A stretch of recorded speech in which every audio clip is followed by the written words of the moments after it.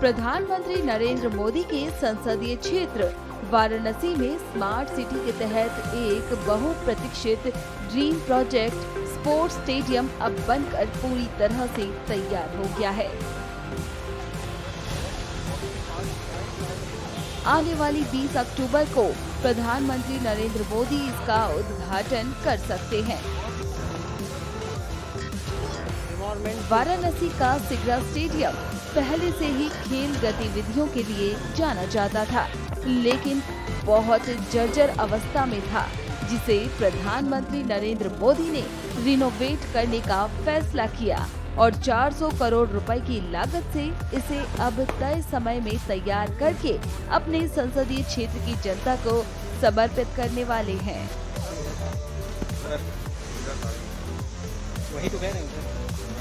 अंतर्राष्ट्रीय मानकों के हिसाब से तैयार किया गया ये स्टेडियम खेल को तो बढ़ावा देगा ही, साथ ही खिलाड़ियों के विकास की कड़ी में पूर्वांचल के लिए ये स्टेडियम एक मील का पत्थर साबित होगा। 150 कमरों वाला और आधुनिक सुविधाओं से युक्त खिलाड़ियों के लिए हॉस्टल के अलावा 50 खेलों की सुविधा वाला ये स्टेडियम पूरी तरह से अंतर्राष्ट्रीय मानक के हिसाब से बनाया गया है।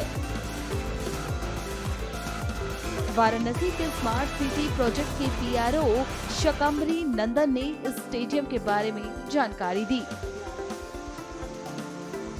सिगरा स्टेडियम जो यहाँ पे वाराणसी में एक बहुत ही प्राइम जगह पे है और एक प्रमुख गंतव्य रहा है सालों साल से। जो भी यहाँ की खेल प्रतिभाएं हैं, जो भी यहाँ के स्थानीय निवासी हैं, उनके द्वारा यहाँ पे हमेशा से ही स्पोर्ट्स रिलेटेड गतिविधियां की जा रही हैं। तो वाराणसी में एक स्मार्ट सिटी के तहत एक प्रोजेक्ट हमने लिया था इस सिगरा स्पोर्ट्स स्टेडियम के रीडेवलपमेंट का, पुनर्विकास का, आधुनिकीकरण का। साथ में खेलो इंडिया स्कीम और गवर्नमेंट ऑफ उत्तर प्रदेश सरकार द्वारा इस प्रोजेक्ट को और भी ज्यादा इसका स्कोप बढ़ाया गया। और आज जहां हम खड़े हैं, हमारे पीछे वाराणसी का स्पोर्ट्स कॉम्प्लेक्स बनके तैयार है लगभग। इसको हमने बेसिकली 3 फेज में बांटा था, फेज 1, फेज 2, फेज 3 में। फर्स्ट फेज में हमने multi sports multi level indoor complex का निर्माण किया, जिसमें 50 के आसपास के हमारे पास इंडोर स्पोर्ट्स खेलने की फैसिलिटी है, दर्शक दीर्घा है, ओलंपिक साइज का स्विमिंग पूल है, बिलियर्ड सेतु रूम है, कुछ बैंक्वेट्स के स्पेस हैं, ओपन एयर कैफेज के स्पेस हैं, और साथ में एक पूरा बिल्डिंग प्रेमाइसेस है जहां पे जितनी भी रिक्रिएशनल एक्टिविटीज हैं स्पोर्ट्स रिलेटेड वो यहां पे की जा सकती हैं। सेकेंड और थर्ड फेज में बेसिकली हमारे पास नेशनल सेंटर ऑफ एक्सीलेंस है। इसके साथ कुछ शूटिंग रेंज बनाई गई हैं, जितने हमारे कॉम्बैट स्पोर्ट्स हैं, जिसमें आपके कुश्ती, boxing, fencing, wrestling, judo, karate, इस टाइप के स्पोर्ट्स को खेलने के लिए फैसिलिटीज बनाई गई हैं। साथ में क्रिकेट की प्रैक्टिस फील्ड बनाई गई है, फुटबॉल, बैडमिंटन, हॉकी और बेसबॉल, बास्केटबॉल टाइप के खेलों के लिए भी फैसिलिटीज और ग्राउंड्स बनाए गए हैं।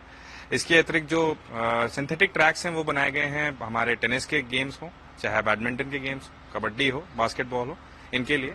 और साथ में जो हमारे प्लेयर्स आ रहे हैं, जो हमारे खिलाड़ी आ रहे हैं, उनके लिए 180 की क्षमता के 90 पुरुष और 90 महिलाओं के छात्रावास या आवासीय परिसर या हॉस्टल बनाए गए हैं।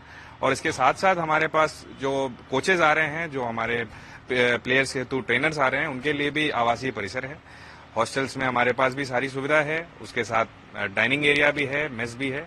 ओवरऑल एक पूरा कॉम्प्रिहेंसिव प्लान के साथ ये प्रोजेक्ट बना है और सारी फैसिलिटीज को कंपाइल करते हुए, नटशेल में रखते हुए ये सारी चीजें बनाई गई है। इसकी जो ग्राउंड है, आप बता रहे थे कि वो किस तरीके का है, जो हार्वेस्टिंग अगर वाटर की बात करें तो कैसे कंज्यूम और यहाँ ड्रेनेज सिस्टम को हमने बहुत उस पर प्रभाव डाला है और बहुत ज्यादा जोर दिया है, क्योंकि वाराणसी में खेल नहीं रुकना चाहिए। प्रधानमंत्री जी का भी एक शुरू से संकल्प रहा है, जो खिलेगा वो खेलेगा। तो उसको ध्यान में रखते हुए यहाँ जो ग्राउंड है उसको हमने एक बहुत ही अच्छे ड्रेनेज सिस्टम से लैस किया है। यहाँ पे हनी कॉम्ब के स्ट्रक्चर्स हैं कि जितना भी अगर पानी डिस्चार्ज हो रहा है या बारिश का पानी आ रहा है तो तुरंत ही ड्रेनेज हो और खेल उसके कारण बाधित ना हो। कौन से स्पोर्ट्स में इंटरनेशनल फील्ड या ग्राउंड कौन से गेम्स हैं? ये बेसिकली जो जितने भी हमारे इंडोर कॉम्प्लेक्स में खेले जाने हैं वो सारे स्पोर्ट्स की अंतर्राष्ट्रीय स्तर की प्रतियोगिताएं और स्पर्धाएं यहाँ पे की जा सकती हैं। साथ में क्रिकेट के लिए हमने एक प्रैक्टिस फील्ड बनाया हुआ है और जितने भी हमारे कॉम्बैट स्पोर्ट्स हैं, जितने भी हमारे टेनिस बास्केटबॉल टाइप के गेम्स हैं, इन सब के लिए यहाँ पे अंतर्राष्ट्रीय मापदंड को ध्यान में रखते हुए हमने सारे इंफ्रास्ट्रक्चर को डेवलप किया है और यहाँ पे उस तरीके से इंटरनेशनल लेवल की भी प्रतियोगिताएं हो सकेंगी। क्षमता की बात करें तो कितने लोग? क्षमता ऐसे देखा जाए तो जो हमारा इंडोर कॉम्प्लेक्स है वहाँ पे डेडिकेटेड हमने 2000 लोगों के आसपास की क्षमता की दर्शक दीर्घा बनाई है। बाकी 180 बेडेड हॉस्टल है। कोचेज अकोमोडेशन में लगभग 40 लोगों की रहने की व्यवस्था है। पार्किंग स्पेसेस की अलग क्षमता है। कुल मिला के अगर एक होलिस्टिक कैपेसिटी की बात करें तो 5 से 6000 लोगों की कैपेसिटी का स्टेडियम बनेगा। तब यहाँ पे स्पोर्ट्स अगर माना जाए तो शुरुआत जैसे ही माननीय प्रधानमंत्री जी इस फैसिलिटी का उद्घाटन करते हैं और जो भी इसके ऑपरेशन मेंटेनेंस की गतिविधियां हैं उसके लिए भी हम लोग निविदा की प्रक्रिया पूर्ण करने के तादाद में अभी आ रहे हैं धीरे धीरे।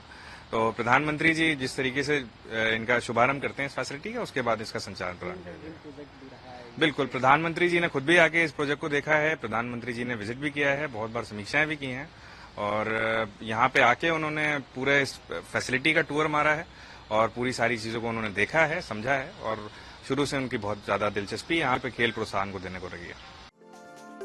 बता दें कि प्रधानमंत्री नरेंद्र मोदी आगामी 20 अक्टूबर को आम जनता के लिए इसे समर्पित करेंगे।